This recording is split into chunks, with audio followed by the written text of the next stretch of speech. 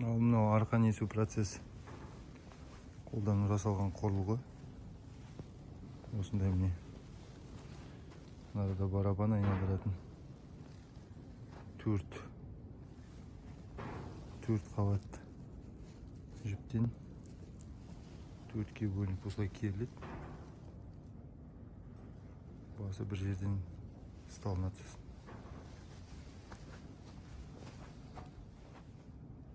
Жіптің ұзындығын өлшеймін.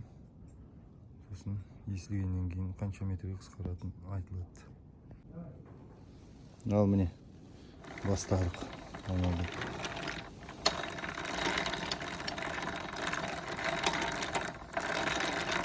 Осылай жіпті керіп айналдыра береміз.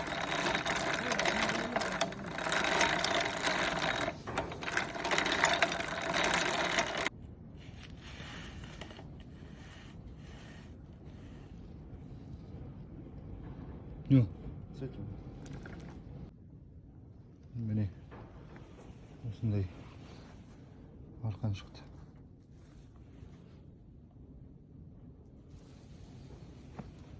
Қазір мына басын сыммен ұрып қойдық.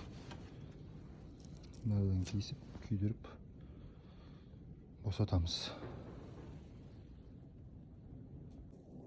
Міне осындай арқан пайда болды соңында.